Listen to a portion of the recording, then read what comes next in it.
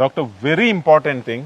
ಇವತ್ತಿನ ಈ ಜನರೇಷನ್ ಅಲ್ಲಿ ಈ ಪ್ರಶ್ನೆ ನಾನು ನಿಮ್ಮ ಹತ್ರ ಕೇಳಲೇಬೇಕು. ಯಾಕೆಂದ್ರೆ ಪ್ರತಿಯೊಬ್ಬ ಪೇರೆಂಟ್ಸ್ಗೆ ಕೂಡ ಒಂದು ವಿಶೇಷವಾದ ಕನ್ಸರ್ನ್ ಇದೆ. ನನ್ನ ವೈಯಕ್ತಿಕ ಅನುಭವದ ಪ್ರಕಾರ 2020 ನಂತರ ಅಂದ್ರೆ ಆಫ್ಟರ್ ಕೊರೋನಾ ಮಕ್ಕಳಲ್ಲಿ ಈ ಸೈಕಲಾಜಿಕಲ್ ಪ್ರಾಬ್ಲಮ್ ಜಾಸ್ತಿ ಆಗಿವೆ.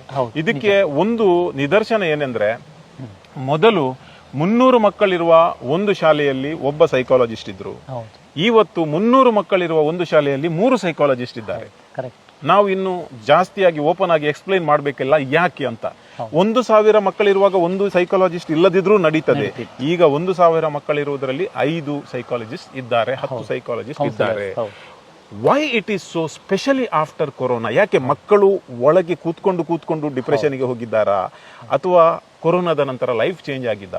ಅದು ಮುಂದಿನ ಅಂದ್ರೆ ಈಗ ಮಕ್ಕಳಲ್ಲಿ ಮುಂದೆ ಏನು ಪರಿಣಾಮ ಬೀರಬಹುದಂತ. ಹೌದು, ಇದು ನೀವೊಂದು ತುಂಬ ಒಂದು ಅಗತ್ಯದ ಮತ್ತು ಪ್ರಚಲಿತ ಪ್ರಶ್ನೆಯನ್ನೇ ಕೇಳಿದ್ದೀರಿ.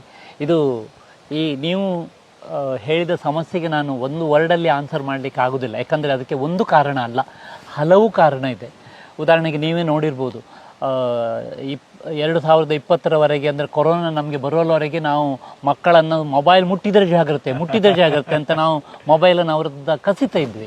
ಆದರೆ ಏನಾಯಿತು, ನಮ್ಮ ಒಂದು ಕೊರೋನಾ ಬಂದ ಮೇಲೆ ಎಲ್ಲ ಚೇಂಜ್ ಆಗಿ ನಮ್ಮ ಕಲಿಕೆ, ನಾವು ಕಲಿಸುವಂಥ ಒಂದು ಪದ್ಧತಿ ಕೂಡ ಚೇಂಜ್ ಆಯಿತು. ಆನ್ಲೈನಿಗೆ ಹೋಯ್ತು. ಆನ್ಲೈನಿಗೆ ಹೋದಾಗ ಬಾ ಇಲ್ಲಿ ಕೂತ್ಕೋ, ಮೊಬೈಲ್ ಎದುರು ಕೂತ್ಕೋ, ಇದು ಲ್ಯಾಪ್ಟಾಪ್ ಎದುರುಗಡೆ ಕೂತ್ಕೊಂಡು ಓದು ಅಂತ ಅವರಿಗೆ ಮೊಬೈಲ್ ಮತ್ತು ಲ್ಯಾಪ್ಟಾಪನ್ನು ನಾವು ತಲೆಗೆ ಹಾಕುವಂಥ ಒಂದು ಸಂದರ್ಭ ಬಂತು ವ್ಯತಿರಿಕ್ತವಾಗಿ.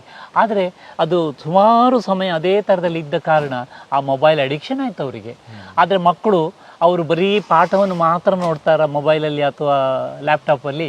ಪಾಠದ ಜೊತೆಗೆ ಅವರಿಗೆ ಆಟದ ಜೊತೆಗೆ ಯೂಟ್ಯೂಬ್ ಜೊತೆಗೆ ಇನ್ನೊಂದು ಎಲ್ಲ ಸೇರಿ ಅವರು ಅದಕ್ಕೆ ಅಡಿಕ್ಷನ್ ಆಗುವಂತೆ ನಾವು ಆ ಒಂದು ಸಂದರ್ಭ ಆಗಿತ್ತು. ಉದ್ದೇಶಪೂರ್ವಕ ಮಾಡಿದಲ್ಲದಿದ್ರೂ ಕೂಡ ಸಂದರ್ಭ ಆಗಿತ್ತು. ಮೊಬೈಲ್ ಅಡಿಕ್ಟ್ ಆದರು. ಅವರ ಒಂದು ಮನೆಯೊಳಗೆ ಸೋಷಿಯಲೈಸೇಷನ್ ಕಟ್ಟಾಯಿತು. ನಮ್ಮ ಮಕ್ಕಳ ಆಟ ಎನ್ನುವಂಥದ್ದು ತುಂಬ ಮುಖ್ಯ.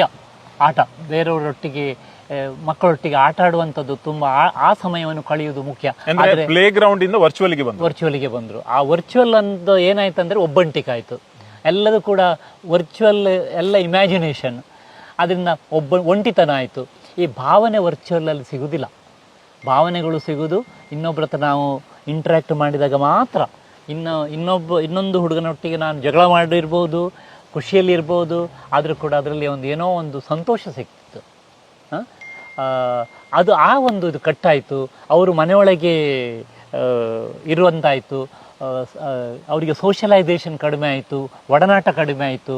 ಹಾಗೆ ಅವರ ಒಂದು ಮನಸ್ಸಿನ ಒಂದು ಆ ತಾವರೆಯ ಹಾಗೆ ಅಳ್ಳಬೇಕಿದ್ದದ್ದು ಅದು ಮುದುಡಿಯೇ ಉಳಿತು. ಅದರಿಂದಾಗಿ ಖಿನ್ನತೆ ಇರ್ಬೋದು, ADHD ಅಂತ ನಾವೇನು ಹೇಳ್ತೇವೆ, ಹೈಪರ್ ಆ್ಯಕ್ಟಿವಿಟಿ, ಅದು ಜಾಸ್ತಿ ಆಯಿತು. ಮತ್ತು ಅವರಲ್ಲಿ ಕಾಂಡಕ್ಟ್ ಡಿಸಾರ್ಡರ್ ಜಾಸ್ತಿ ಆಯಿತು. ಮತ್ತು ಅವರಿಗೆ ಏನು ಪೇರೆಂಟ್ಸಿಂದ ಸಿಗ್ತಿರಲಿಲ್ಲ, ಅದನ್ನು ತಗೊಳ್ಳಿಕ್ಕೆ ಬೇರೆ ಬೇರೆ ವಿಧಾನಗಳಿಗೆ ಅವರು ಹೋಗಲಿಕ್ಕೆ ಶುರು ಮಾಡಿದರು. ಕಾಂಡಕ್ಟ್ ಡಿಸಾರ್ಡರ್ ಸ್ಟಾರ್ಟ್ ಆಯಿತು.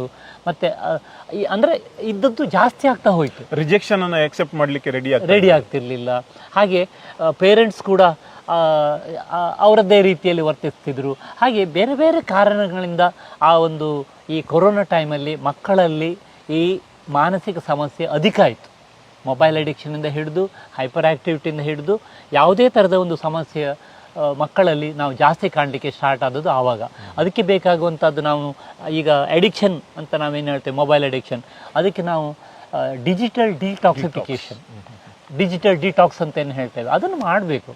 ಅದನ್ನು ಮಾಡಿದರೆ ಅವರು ಅದರಿಂದ ಹೊರಗೆ ಬರಲಿಕ್ಕೆ ಸಾಧ್ಯ ಇರ್ತದೆ. ಅದಕ್ಕೆ ಒಂದು ಕ್ರಮಗಳುಂಟು. ಅಂದರೆ ಡಿಟಾಕ್ಸ್ ಅಂದರೆ ಮೊಬೈಲನ್ನು ಯೂಸ್ ಮಾಡೋದು. ಹೌದು, ಯೂಸ್ ಮಾಡದೇ ಇರೋದು. ಅಂದರೆ ನಾವು ಆಲ್ಕಹಾಲ್ ಡಿಟಾಕ್ಸ್ ಮಾಡ್ತೇವೆ, ಡ್ರಗ್ ಡಿಟಾಕ್ಸ್ ಮಾಡ್ತೇವೆ. ಹಾಗೆ ಮೊಬೈಲ್ ಡಿಟಾಕ್ಸ್ ಮಾಡಲಿಕ್ಕೆ ಒಂದು ಸ್ಟೆಪ್ ವೈಸ್ ಫ್ಯಾಷನಲ್ಲಿ ಅವರನ್ನು ಅದರಿಂದ ಹೊರಗೆ ತರಲಿಕ್ಕೆ ಆಗ್ತದೆ. ಹೌದು, ನಮ್ಮಲ್ಲಿ ಅದಕ್ಕೆ ಕೂಡ ಅದು ಚೈಲ್ಡ್ ಸೈಕ್ಯಾಟ್ರಿ ಸ್ಪೆಷಲಿಸ್ಟ್ ವಿಭಾಗಕ್ಕೆ ಬರುತ್ತೆ. ಅದನ್ನು ಕೂಡ ನಾವು ಮಾಡ್ತೇವೆ.